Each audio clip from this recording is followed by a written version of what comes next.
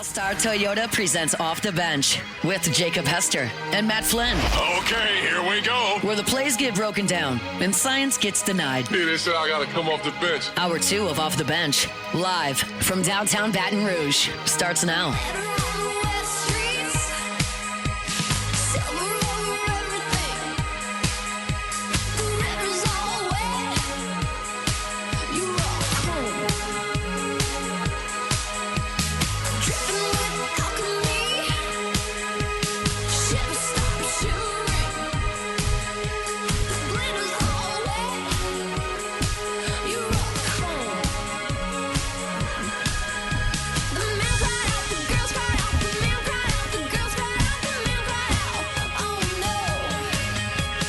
All right, welcome back in hour number 2, OTB, Wednesday morning.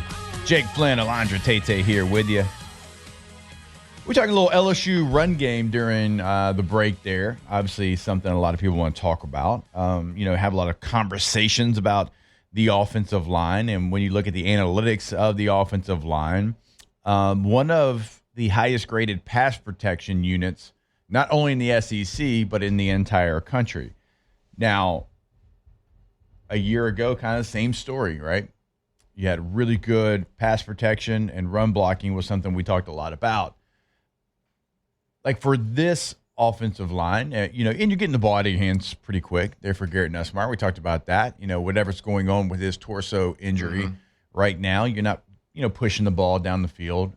We used the stat. We looked up the stat. We charted the stat, 34 yards through the air yesterday. So that helps you, but still this unit's been really good.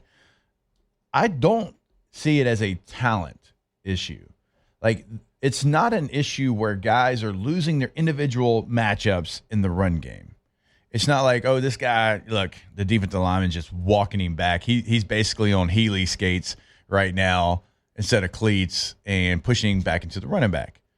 I think it's some of the schematics of the offense, because some of these runs, and Matt, you were talking about, like, it's like you got an RPO situation. So you want to show that? Yeah, we can. That's fine. Some of it is trying to be perfect in the run game. And what I mean by that, and Matt showed me this over the weekend, and he's exactly right. Like, and when I say robotic, it's like, okay, well, we've got this defensive lineman, and we're comboing up to the linebacker. And the tackle's trying to basically block the defensive lineman for the guard, and then try to, at the last minute, get up to his linebacker, and by then it's too late. Like, if you have a combo block, it's like the guard and tackle got a boom, got it, all right, cool, second level. And just not getting to that second level fast enough right now. And so what you have is you have a linebacker that is right there. He's in the gap. He's coming downhill. The running back sees that. He sees color flash, and so he's either bouncing it or he's just saying, well, I got to put my head down and try to get 2 yards. Right. So those things I do think are fixable, and you got to get them fixed. You got to get them fixed here pretty quick. But one of the plays, I'm sitting here and I'm just watching the end zone copy, and I'm like, well, look. But if you zoom out and you get the full look of the play, Taylor, go ahead and pull this up. We got a clip. This is from early in the first quarter too. So we are running right here. They're in a 3-down look right now, so when the defensive tackle's over the center like this, it's called a zero. So he's zero shade, zero nose, whatever. As he's head up on the defensive tackle. So we're running a zone into tight end side, and you watch this play out. Nowhere for the running back to go. This is one of those plays I was like, man, I was watching the tight copy this week, and I sent it to Jake. I was like, man, this right tackle, he's so worried about giving presence to the guard in 94. He's not getting up to his assignment. He's not getting up to zero. Yeah. He needs to give him a little presence and then get up to zero, because that's his guy. And who makes the block? Who makes the tackle? Yeah, zero. And I'm sitting there watching too. I'm like, 56 has got him, go. And that's the easy thing to look at when you're watching these tight copies. Like, man, right tackle's messed up. He did it. He's got to get him. I think he still has to get on him. Like, zero's his guy. But this tight copy didn't tell the whole picture, the whole story of the play. So we're going to go to the wide copy. And we're going to play it once, just play it through, then I'll rewind and see what anybody notices. All right. About this play. Alondra Tate, y'all watching? you listen to us on the radio, it's the same play. It's just zoomed out. It's just a zoomed out version, so it's the wide copy of the version. So what do we have here? What kind of concept? We have an RPO, a 2 wide receiver RPO system. So what can the offensive lineman not do here?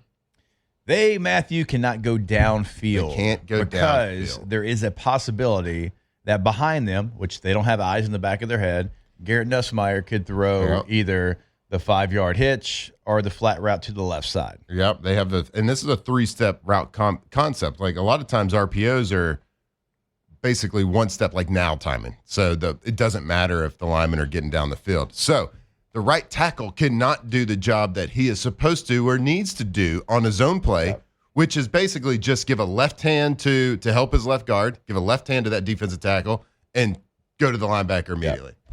So when we see a lot of this stuff happening, now RPO is a weapon. An RPO is a weapon that you can use. It's a tool that offenses can use and do use all over the country very successfully. And it keeps the defense on his toes. It always gives you an answer. But this right here shows you a glaring weaknesses to RPO systems, not just for LSU, for everybody that runs it. Yeah. Offensive linemen cannot get down the field. I think early on in the RPO days, that call wasn't made a lot. No, it wasn't. But Coach Saban talked about that a lot. There's an emphasis. Yeah. There's been more and more of an emphasis to the referees to call the illegal lineman downfield. So when we watch clips and you're like, man, that right tackle or that left guard or whoever, they're not doing their job. They got to get up. You have to look at the totality of the play. Right. And we don't know what they're being coached, but we can assume what they're being coached is you can't get downfield because there's a 3-step route combination behind it. And what does it do?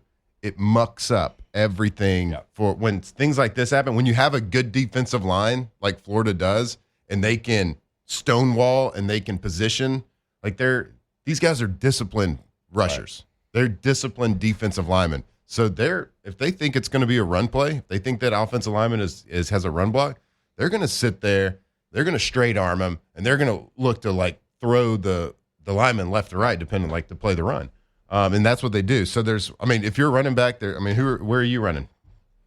So you can't just look at that. Yeah. So if you look at this tight copy, you're going to be like, right tackle, you're wrong. Yeah. You're wrong. And I think he still should have got to 0. I think he's looking to the left. He didn't really see because they're motioning Bauer in from the outside back into the box. So he's not, I think his eyes are a little bit wrong, but still. Yeah, if this was just a normal, if you take the RPO off this, 75. Like you got to get up to 0. 75. Your left hand is on 94 as you're hauling ass to block 0. Yeah. Go back to the wide shot. Oops. And. Nope. There we go. That's a different play. It doesn't matter. But, also, the linebacker on the backside of the play is adding right now, and he's not even thinking about the RPO to his side. Yep. Man, you run a slant right behind that if you're going to run the RPO stuff. Either one of these receivers at the bottom of your screen, right? That's an easy completion for a first down there. Yeah, it is, but he's probably taught in too high you're not throwing. And it is too high, even though there are guys technically open, whatever. But, just tough look. So when you're looking and you're grading people, you're grading tackles. So right tackle in a PFF grading system might have gotten a deduction there. Yeah. Yeah, probably did. And he probably shouldn't have. Yeah.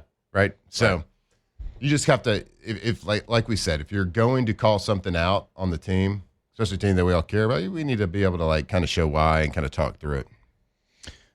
Some of the questions, are they supposed to hold their spot? Right there, because you can't be downfield and you don't have fast flow from the defensive lineman, it's hard to tell the right tackle to really get too engaged with the defensive lineman, because then if it does turn into a run, what's going to happen? What happened? Zero's going to add himself. Right. He's going to basically be unblocked there. I was never a part of an offense in depth that had this type of RPO system attached to it. Mine was always kind of like the more now throws. If I know I'm throwing to it, it's a 1 step behind line of scrimmage. It's a bubble route. It's a 1-step slant. It's something right over the middle. It wasn't never there's a literal route concept behind a run play. Yeah. So I don't know the exact coaching, but I can imagine that the coaching for the offensive lineman is like a 2 count, kind of like a screen. In screens, it's is a 2 count screen, 3 count screen. 3.5, like 4-count screen. Like I would imagine RPOs are like your 2 counts and then up to the second level if you can get there. Like that's how I would imagine it. Yeah. So maybe that right tackle is a little bit slow still, and I think his eyes were still wrong. Yeah. I don't even think he was thinking about zero.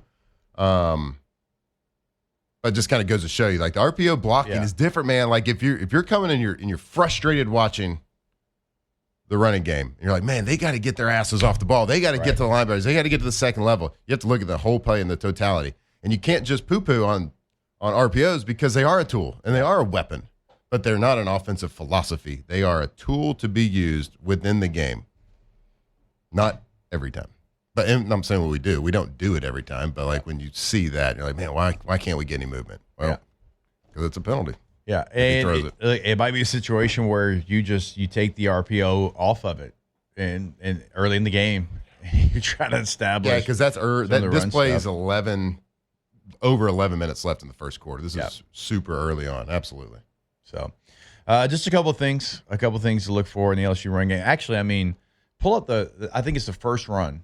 Pull up the first run that LSU had where it was like a 4-yard run, 5-yard run. You got, you're ahead of schedule there, and it's one little step here, one false step here, and like those are the things that we're talking about. And so again, it's not like you're just getting blown off the ball. It's not that you can't block your guy. It's even when you're blocking your guy, it's like it's just one step. And Tate, you can pull up Matt's screen again. You can go to the end zone. Yeah, but you've watched the wide copy. It's an RPO again. I know.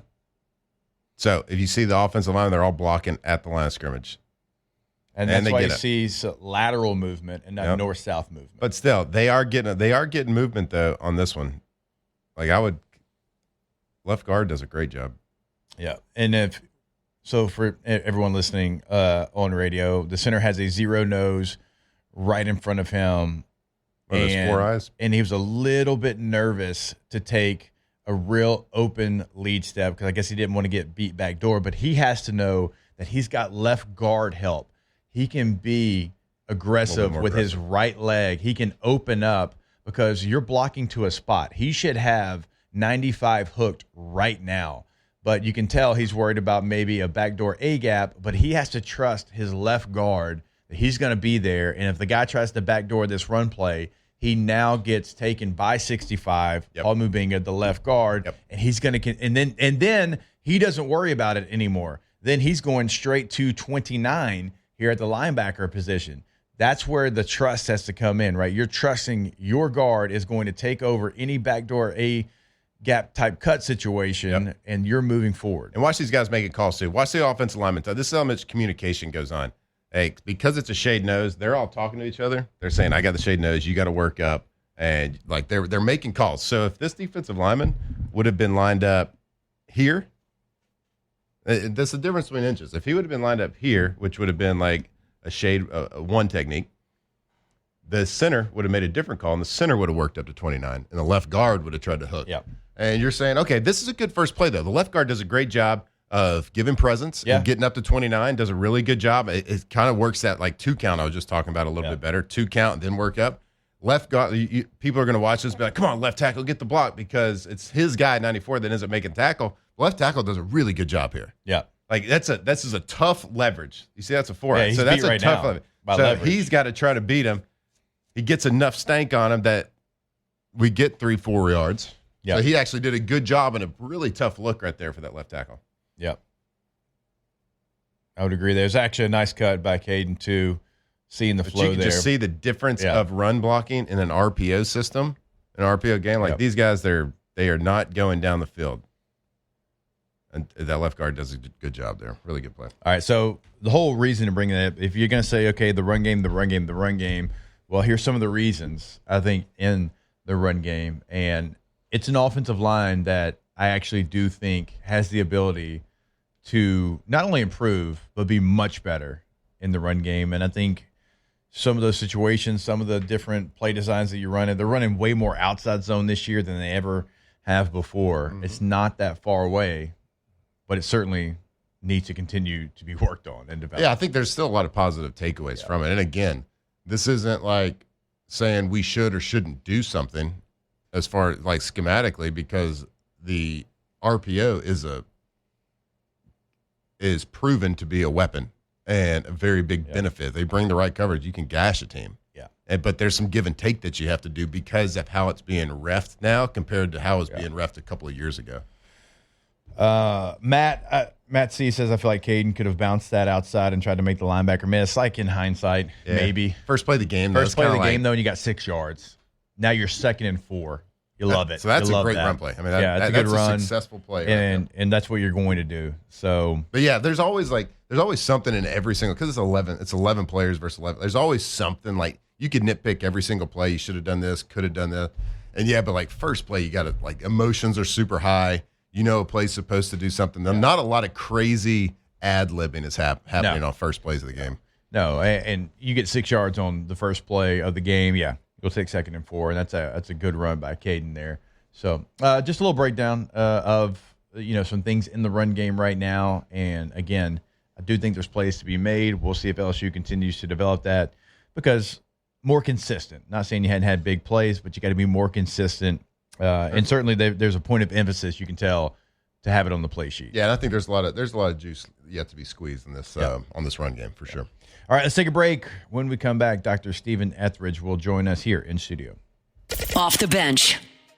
All right, go to russellpools.com, Russell Pool Company. You'll see there on the homepage. If you're watching this on YouTube, you already see it. They can build your dream pool, not somebody else's dream pool, not a standard pool. Now, look, if you're into kidney-shaped pools, that's fine. That's fine. Whatever. They can do it for you, and probably the best one you've ever seen. But if you have something, you're like, man, I have been dreaming about this pool. I want it this way in my backyard my entire life. That's where they're going to be able to help you every single time. And you see it right there. No two pools look the same. Go to the website today, russellpools.com. Yeah, when you deal with Russell Pools, like you're dealing with a completely custom situation from literally start to finish. So anything that you can think of, dream of in your head, no matter what it is when it comes to pool, they can do it. And they have 2 landscape architects right there on staff so they can take any dream, they can draw it, they can design it, engineer it, build it, maintain it, whatever it is, they can do it. When you think of quality pools here in Louisiana, you think of Russell Pools, russellpools.com.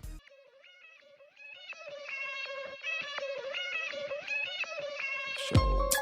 2007 champs, purple and gold to the core. This is Off the Bench with Hester and Flynn. Baton Rouge's go-to for all things Louisiana sports. Shifted higher than the ceiling, and ooh, it's the ultimate feeling. You got me lifted, feeling so gifted. Sugar, how you get so fly? Sugar, sugar, how you get so fly? Sugar, sugar, how you get so fly? Sugar, sugar, how you get so fly? Sugar, sugar, how you get so fly? You know it's never when we ride, we're bringing raw high. Doing what we do, watching screens, getting. Girl, you keep it so fly with your sweet honey buns. You was there when the money gone. You be there when the money comes. Off top, I can't. All right, welcome back in, OTB. I'm sad Dr. Etheridge didn't have headphones because he's around the same age as we are, and I think he would appreciate R&B Wednesdays. Yeah, I see y'all jamming out. Yeah. Kind of missing it here. It's a great song. What do they call those discos with the headsets? The silent disco. Have y'all been to silent disco? I've never been to one, but my grandparents' bar did one like during COVID or whatever. Yeah. They had everybody with the headphones. And We did one time, and it was hilarious. Like you're doing, and you're feeling the music because it's good headset, and then you take them off, and everybody's just looking like idiots. It's great. It's so good. Look, we look like idiots all the time, so it's fine. Dr. Etheridge, what's going on? How we doing? Doing well. How about y'all? Doing okay. We talked about turf toe 2 weeks ago, and unfortunately, I think we might have jinxed our guy Joey B. Gosh, Yeah, that's rough. like we talked about turf toe. Like, what is turf toe? And we talked about it, and you're like, well, there's this one case where you're gonna have surgery and you can miss like 3 months, and that's like the worst case, and that's what Joey B has. Hey, can you give us like a brief? Oh, I know we talked about it in depth a couple of weeks. Like kind of brief overview of what kind of happens to the foot when it gets to the stage of having to have surgery. Yeah. If you look at the play that had happened, I mean, if you watch that play, it didn't look that bad. I went back and looked at it, and, if anything, I'd have been more worried about his right foot. He had the defender on the back, kind of fell on the right foot if you saw it, but his left foot's the one that was injured. And if you go back and watch, you can kind of see where his foot kind of flexed over the front of it. That big toe is down, and the whole foot kind of comes over the top and just probably kind of caught in the turf just right. And what happens in his case is he tore knowing it's a grade 3, that can sometimes mean a few different things. But he tore basically part of that ligament under the toe, and it's where the foot connects the big toe. The ligament usually tears off of the toe portion, so the distal portion rips off, and you have to go back and reattach it. Sometimes you can have other injuries with that. Sometimes like you can get a little piece of cartilage that comes off, or you have these little bones that are called your sesamoids that can sometimes fracture with it, and that can complicate it further. I'm not sure as far as which version of that he had, but we would assume at the very minimum he had that distal ligament pull off, because if they're going to go in and fix it, that's kind of what we know, at least at the very minimum. What's the rehab like for that? So normally, you have the surgery, you get repaired, you're going to be in a boot or a cast or something like that for the first few weeks, probably have him non-weight bearing for at least a couple weeks on some crutches. After a couple weeks, maybe with a really rigid, walking boot, he can start walking on it. You're looking at a few weeks to let that ligament really heal in, and then you got to kind of get the strength back. You got to be able to push off of it. You got to be able to plant with it. I'd say at least 2 to 4 weeks non-weight bearing, another 2 to 4 weeks after that where you can start walking on it and start your light rehab, and then you just slowly progress from there. Is the foot in this type of injury something that the stem cell world would kind of help this type of injury? It's a good question. In traditional medicine, that's not something that we would typically do, 10 years ago, obviously. So is it something that would help? It depends on your perspective. I think it would. It's an area that I have a lot of passion in. We've talked about it some of the past weeks. How much, though, I don't know, because you've got to get that ligament to really heal into the bone. So it's great to say, hey, it might get there quicker. You'll hear about people doing hyperbarics. You'll hear about people doing, red light, bone stimulators, supplementation, stem cells. I think all these things have a place that we don't know for sure. Right. We're still figuring out, is it going to be something that gets you better a week earlier, a month earlier? And that's a lot we still don't know. I don't think we're going to move the needle drastically. But, my way of thinking is you watch the way they're recovering, and then you start looking for where you can optimize. If there's an area that still just seems to be lagging behind, maybe that's when I kind of try to cater the treatment. Now, if there's anybody out there that's like denying if stem cells work, they're crazy, because like I've felt them firsthand that they do work. I think it's probably trying to figure out like the timing of when to do that. So like, is it something that is a standard practice for like a post-surgery recovery to go to those types of treatments? Or is it like I used it with something that nothing else was working for a pain spot. And then that did work. Now, just a recovery from a surgery, is that a practice that people are using? In some scenarios, it is. It's. I wouldn't say it's standard of care. I would not say that's, especially not trying to be whatever in certain portions of life. If I have an injury like that, do I need to get better? Does it make a difference if I get better in 6 weeks or 8 weeks? Probably not. I'm still able to do my job. Whereas if it's a Joe Burrow, we can get back in the field 2 weeks earlier. That might be the difference in making the playoffs and not, and what have you. So some of it we have to consider. That's why it's not probably become standard care, because they are expensive. And look, for me, it wouldn't really matter. But the for him, it Bengals does. are cheap too. Right. They have that reputation. But I think you're right. It's something that we don't know for sure when to apply it. I think for me, the best application is the examples y'all gave, where it's this guy has a chronic injury that's not getting better. We've tried all the traditional stuff. Right. That's when I know it's a good option, or at least feel very confident it's a good option. And these post-surgical things, if you think about it, you have a lot of blood flow and circulation right after surgery. At least this is the way I look at it. So if you think about, do you need to do it right after surgery? Maybe not, but maybe that phase, a few weeks down the road when things are slowing down, maybe that's the right time. Certain surgeries, especially like bone fractures, will sometimes, they'll do different procedures at the time of surgery. So there are different avenues for this. We're still just figuring it out. Mm-hmm.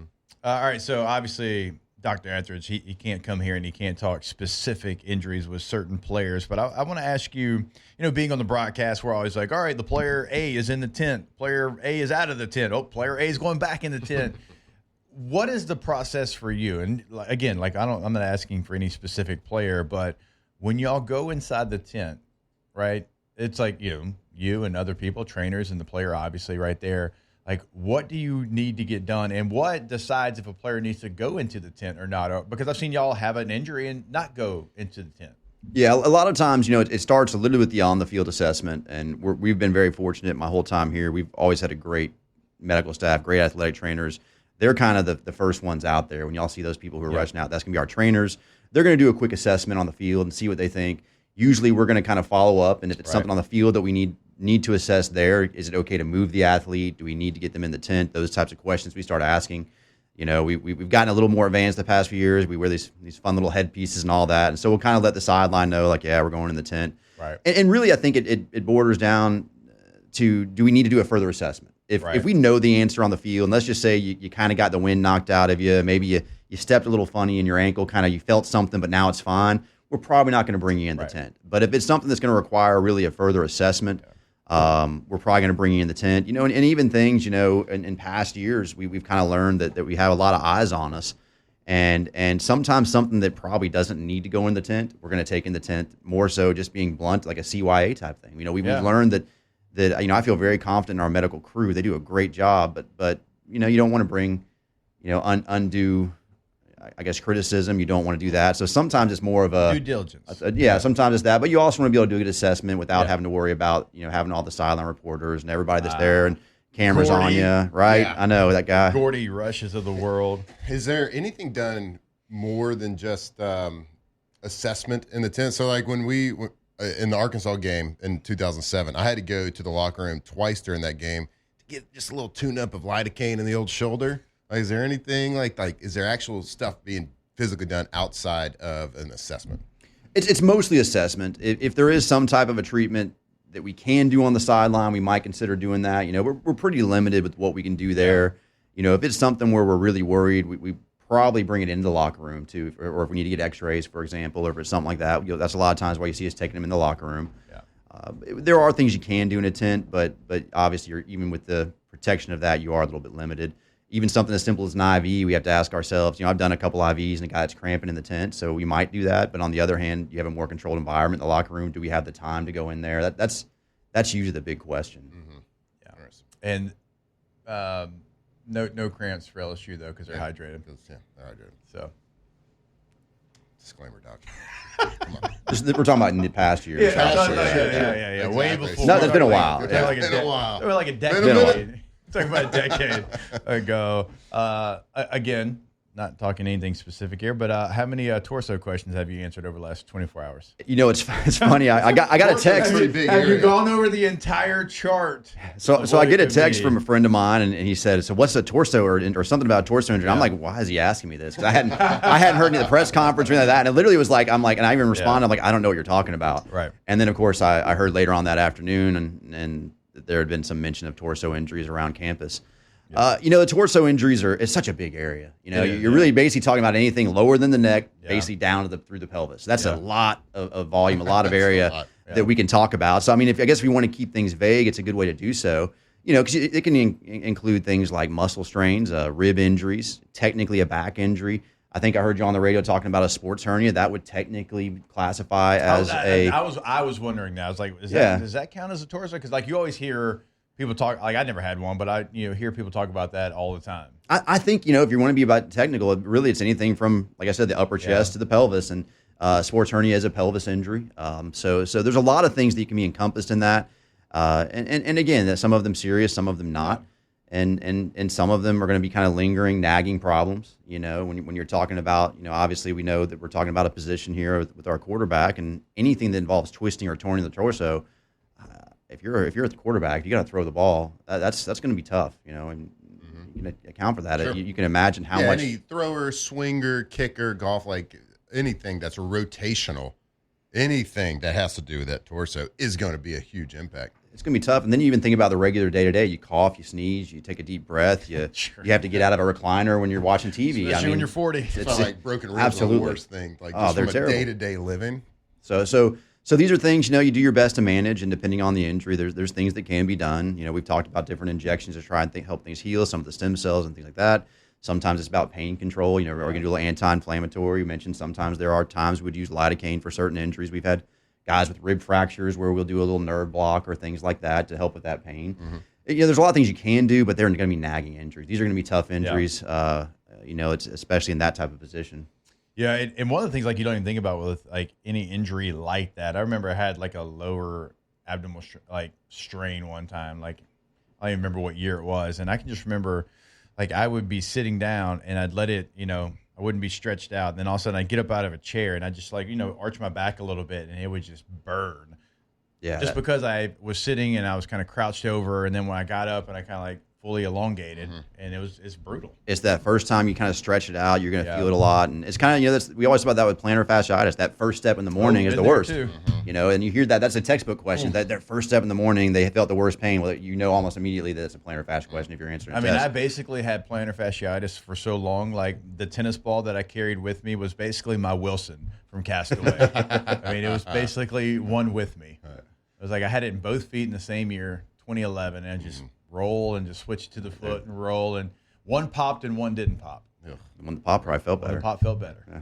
Doc, I'm going to ask you a question that everybody's dying to know. Have you seen the movie Varsity Blues? Absolutely. What were they shooting into Lance Harbor's knee? That's a great question. Yeah, that's a great question. I've actually always wondered that one as well. It made his knee explode. I've not been around that one thus far, but it didn't do good things. Yeah, more close to his knee. Sounds like just some good medication to me. Yeah. Anyway, that's what I wanted. So you don't know? Don't know. You don't know what they're doing over there in West Canaan. Yeah, I don't know. All right. They needed you there. Hey, Lance Harbor still be playing. Yeah, he'd have gone to Florida State. Florida State. Let's go. Where you played football. That movie actually came out when I was in college, and I remember going to the theater, watching it, and of course, I'm in Tallahassee, and they say the place went nuts when he's like, "Oh, your scholarship to Lance going Florida State." That's one of those memories I have. Just people went crazy. Dr. Etheridge, we appreciate your time as always, sir. My pleasure. All right, before we take this break, I want to remind you about our friends over at Rouse's. Go to Rouse's.com. We'll be at Rouse's there, Burbank and Lee, every single Friday during the football season. So come hang out with us. It's a great way to get your game day preparation started because you're going to be tailgating on Saturday. Come see us on Friday. Then you can go get all your tailgating needs taken care of on Friday morning before any game on Saturday. Rouse's.com. More OTB when we come back here on 104.5 ESPN Baton Rouge. Off the bench.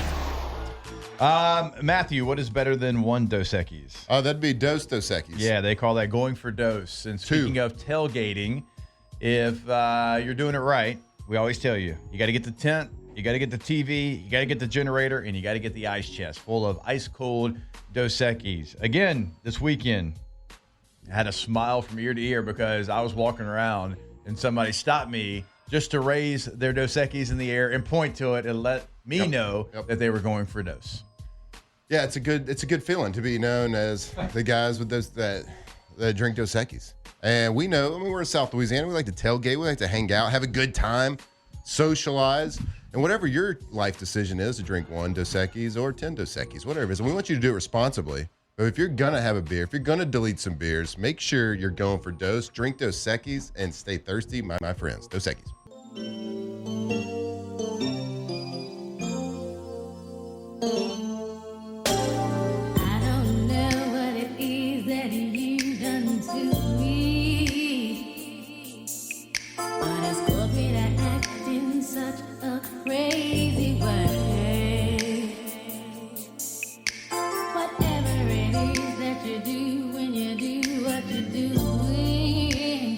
Locked in on LSU football 24/7. You're listening to Off the Bench. All right, welcome back into OTB. Alondra definitely got some advice from her father on this one. This feels like on your dad's playlist. Yeah. Yeah. No, I know this one. Yeah, it's a hit. But it is a good one. Yeah. This one and the other. Me and Alondra's dad got the same R&B taste. And this feels like he's like, hey, R&B Thursday, make sure you play the hits. And he's funny. He wants his own segment now. And my mom was telling me that he was hanging out in the chat one day and I guess it was the day that I was using his playlist to do it. And people were making comments about my dad. Right. And my mom said, it's so funny. My mom said that he was taking screenshots and sending it to her. He's like, I guess I'm famous now. Parents are funny. Your old man's a Texas fan, though, right? A UT fan, That's what I thought. Yeah, okay. he's a Texas fan. How's he feeling? So we have fully converted him into an LSU fan ever since I started going to LSU. Yeah. He did send me a picture. He ordered the 2 poncho shirts that were just released, and I was like, make sure you keep your receipt because if we win that natty, oh, that is true. they It give is you a the refund. natty back guarantee on the poncho shirts that Flynn and I were modeling. No big deal. No big deal. If LSU wins a natty, you send that receipt and they'll give you your money back. Yeah. It's the Natty Back guarantee. So shout out. So he is fully on the LSU bus and has been for years now. Right. But he's a UT fan. Yeah. Okay, I was going to ask how he feels about Arch Manning because, like, right now in studio, they just showed some clips from the game against UTEP, and It doesn't look good. they were 27-10. Yeah, I know. And they were talking to Jordan Rodgers, and look, to Jordan's credit, Jordan was one of the few media members that came out at the beginning of the season. It's like, guys, like, we're talking about first team. He was the Sporting News first team quarterback on the All-American team. Mm-hmm. The Sporting News is one of the 4 major All-American teams. And to Jordan's credit, he's like, what are we doing? What are we doing here? Yeah, I mean, to crown him king. Before even being the starter. Like, my point all offseason was, and I still think Arch is going to be a good quarterback, but first off, he was never going to live up to the expectations people put on him this year, which is a little unfair to him because he didn't ask for it. But you're going to make people hate this guy and root for his downfall because you're hyping him up so much. And he's never even, I mean, he got 2 starts last year. It was against Mississippi State, who won like 3 games, and then a group of 5 school. I mean, those were his 2 starts a year ago. Sure, he looked good, but it's a difference between having a spot start against a lower school and being the guy, and he was never the guy. Let me see, because we were actually talking about it the other day. There's like a... Sorry, I'm seeing the selfie that he sent me with the poncho shirt on, but if there's 2 things me and my dad talk, it's ball and probably a little polarizing, but we talk a lot of like politics and stuff. But we were talking about the Arch Manning thing, and I think his thing is, it's kind of funny because, you know, you see the yips and like pitchers. Yeah. I don't ever think I've seen like Chuck Knobloch playing second base for the Yankees where he couldn't throw it to first base. I don't think I have seen a quarterback get the yips, but that's kind of my dad's thought. Like that Arch, you put so much pressure on him, the media did, and there's so much expectations that's hit. Like I just texted him, he said mental issues, needs to go back to last season when he was loose and not feeling pressure. So I think his opinion is the same as everybody else's too, where there's so much external pressure on him that it kind of got in his head a little bit. And you force the issue and you do different things. You play outside yourself. Now I actually think, like, I went back and I watched their game Monday. Sarkisian's putting him in a good spot to be able to be successful. Like, he's actually giving him an outlet on every single play. And right now, Arch is just not even seeing the outlet. Like, he's not. Like, he's putting crossers in front of his face, and Arch is throwing them in the ground or throwing them too wide, and it's. So I'd like to get like Matt's thoughts on this. I've seen a couple of and again, this is from somebody who's never played football before, doesn't know anything about mechanics or throws or anything. But I have seen a couple of clips on like Twitter or YouTube or whatever where they're saying he's throwing kind of like sidearmed, and it looks like it's regressing. It looks too. It looks like for Arch, like it looks like he's regressing in his mechanics a little bit. But again, I don't know, so I would like to get like your thoughts on that. Let me address what you said about the yips. Yeah. Now the yips, we all kind of heard the term, like putters get it in golf, but they overthink it. So the yips is overthinking something that's complicated, like a fine motor skill situation or a very thoughtful situation. You're overthinking it and you can't get past this mental hurdle. Yips as a quarterback is never really mechanical. Yeah. It's all mental and vision. So like when you get the yips as a quarterback, when things start going bad, like your vision starts to narrow. And you don't go through your progressions. You don't see the defense as well. And I've been there, like in a practice, I've been there in a game. Like when things aren't going well, you start pressing a little bit, you start aiming the ball, and you start trying not to make a mistake. But when you do that, it narrows the field, your vision. And we always talk about how you start a game with a young quarterback is you get completions. And every time you get a completion, that vision widens a little bit. Get another one, it widens a little bit more. Then at some point when a quarterback gets into the air quote, quote unquote, like gets into a rhythm, you're seeing the entire field. Like you're seeing the progressions. You're reading the defenses just like your coach has told you. But when chaos is happening around you physically, but also the pressure that's being put on you, chaos is happening mentally, spiritually, emotionally, everything. I can only imagine how much he's pressing and how much he cannot see because and it's nothing on him. And I heard you when I walked back in the room, like you were talking about how unfair It is. The pressure putting on to him because he's in a no-win situation. People say, is he overrated? Overrated.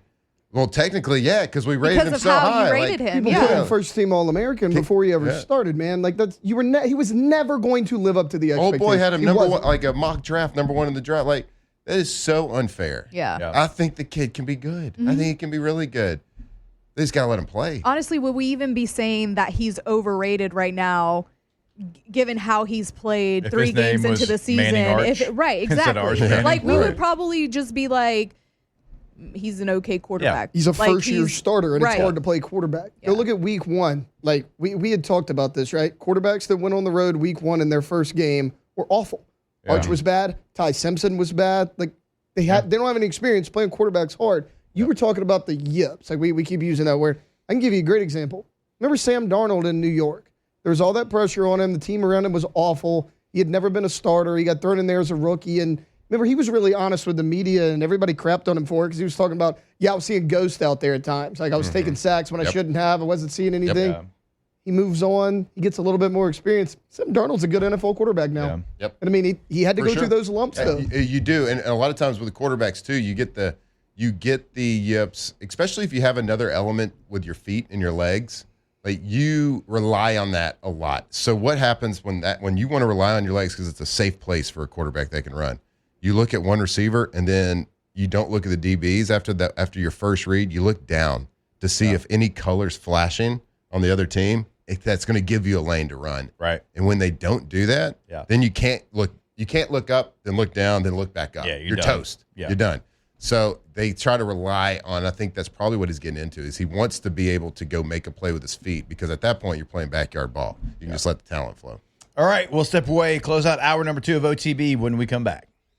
Off the bench. All right, go to BoudreauxElectrical.com. Get in contact with them. It is not too late for that whole home generator. They are stocked and ready to go, waiting on your call.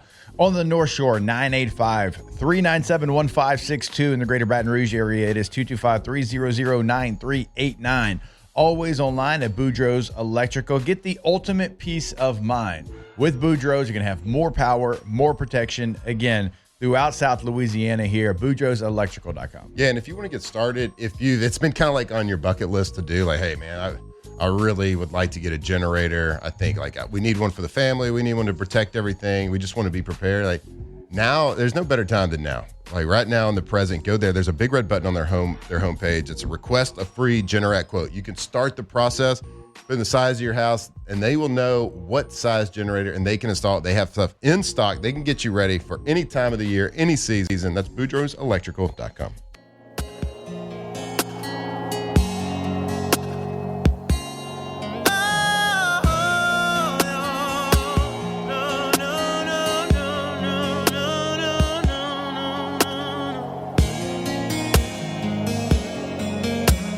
From the locker room to the airwaves, it's Off the Bench with Jacob Hester and Matt Flynn.